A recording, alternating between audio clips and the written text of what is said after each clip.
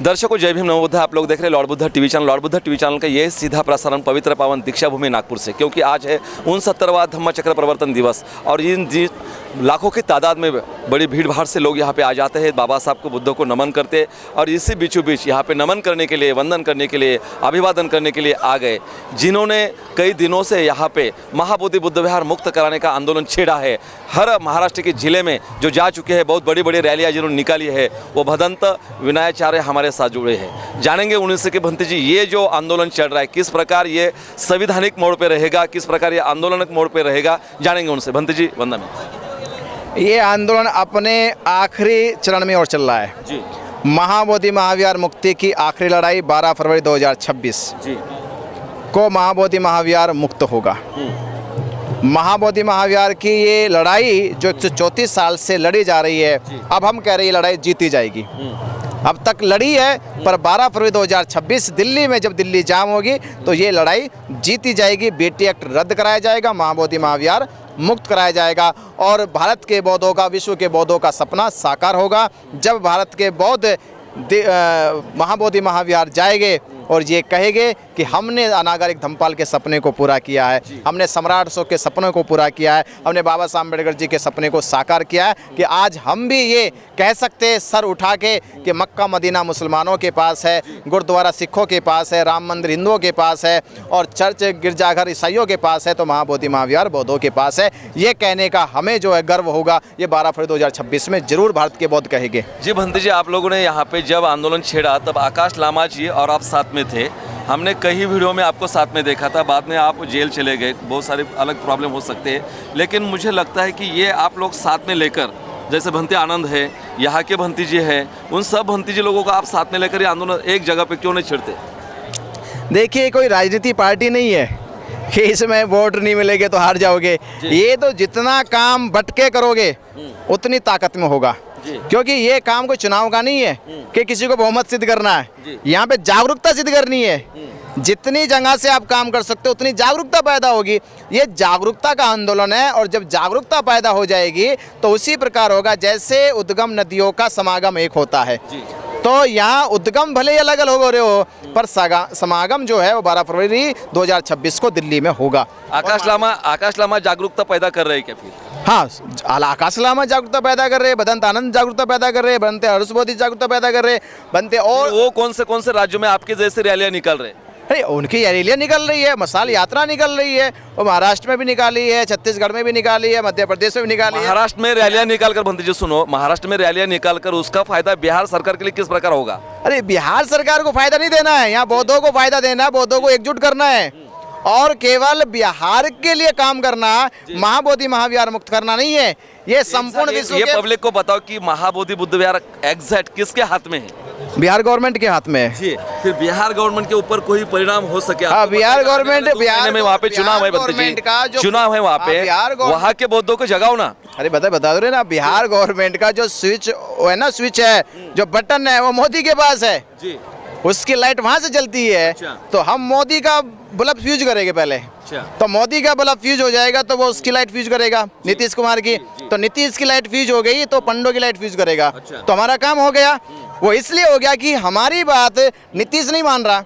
वो क्यों नहीं मान रहा? वो कह रहा है कि तुम्हारे पास शक्ति नहीं है, ताकत नहीं है और बिहार के लोग तुम्हारे साथ नहीं है, और बिहार के लोग इतनी जल्दी जग नहीं सकते। वो कहते हैं कि पहले भारत के बौद्ध एकजुट होकर दिखा दो।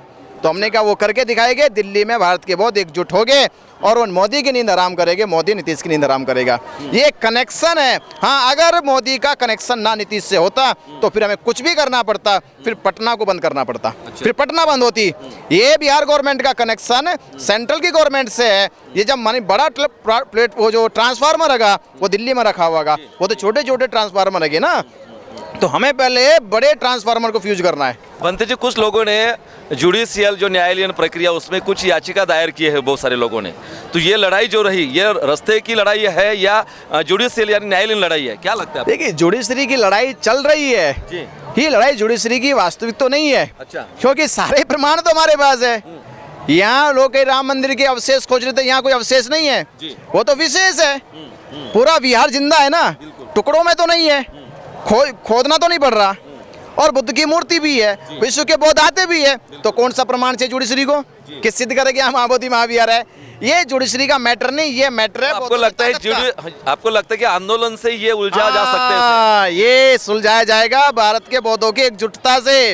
एकजुट हो गए तो ये असेंबली में बात मानी जाएगी, ये पार्लियामेंट में मानी जाएगी। असेंबली में तो बहुत सारे एमपी लोगों ने भी यहाँ पे ये बात निकाली बनती जी पिछले बार। अरे बहुत सारे कहाँ निकाली, 5-6 ने निकाली। महाराष्ट्र के हमारे बहुत सारे हैं, 131 पार्लियामेंट मेंबर है।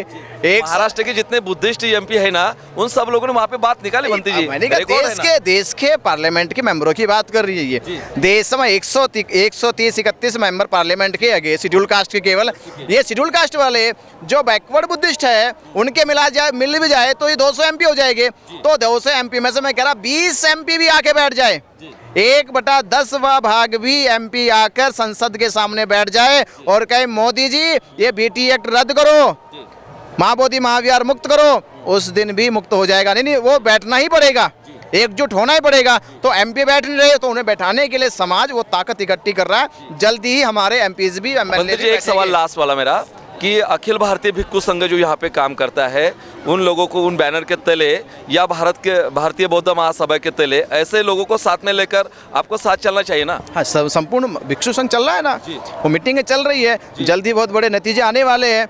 संपूर्ण भारत का भिक्षु संघ एक साथ होगा और भिक्षु संघ के नेतृत्व में जो 12 फरवरी 2026 का आंदोलन है उन्हीं के नेतृत्व में होना है। पूरे संपूर्ण भारत का भिक्षु संघ 1000 भिक्षु संघ 1000 श्रामणेर जो है दिल्ली में बैठने वाले हैं। लेकिन आप लोगों में सीनियरिटी जो बात हम कई भिक्षु से जब बात करते हैं तो विनयाचार्य उम्र से छोटे हैं, उनका चिवर में जो यापन हो रहा है या कम समय में चिवर में है, हम तो पूरी उम्र चली जा रही है हमारी, तो ये नेतृत्व विनयाचार्य कैसा करे? ऐसे बहुत सारे सवाल निकलते हैं। ये विनयाचार्य का नेतृत्व नहीं है, ये नेतृत्व है बौद्धों का, बौद्धों की अस्मिता का, बौद्धों के विश्वास का। और ये आज नहीं पैदा हुआ, 134 साल पहले से लड़ाई लड़ी जा रही है। ये आज नहीं पैदा हुआ, ये तो बुद्ध काल से पैदा हुआ कि बौद्धों को एकजुट होकर अपनी संस्कृति विरासतों की रक्षा करनी चाहिए। ये तो हम लोगों का प्रयास है, बस इस प्रयास से पूरा भिक्षु संघ एकजुट हो रहा है। भिक्षु संघ के नेतृत्व में ये आंदोलन होगा बस। दर्शक आप लोग देख रहे थे हमारे साथ जुड़े थे भंते विनयाचार्य, जिन्होंने यहाँ पे महाबोधि बुद्ध विहार का आंदोलन छेड़ा है। लेकिन आपको पता होगा कि पूरा समाज यहाँ पे जाग उठा है और जागने का समय भी है। लेकिन हम चाहते हैं कि जैसे कि जो सीनियर भंती जी है उनको भी साथ लेकर, पूरा भिक्षु संघ साथ लेके, साथ ही साथ की भारतीय बौद्ध महासभा जो बाबा साहब ने दी हुई मातृ संस्था है उनके भी सब पदाधिकारियों साथ लेकर ये आंदोलन हमें छेड़ना है। देखते रहिए आपका अपना channel Lord Buddha TV channel में। प्राध्यापक गजेंद्र गवई, कैमरामैन नरेश यहाँ पे हमारे साथ जुड़ा है और साथ ही साथ हमारे साथ जुड़ चुका है कि नेरकर जो हमारा है शरद जी, वो भी यहाँ पे कैमरा चला रहा है। तब तक के लिए जय भीम, नमो बुद्ध है। आप देख रहे हैं लॉर्ड बुद्धा टीवी।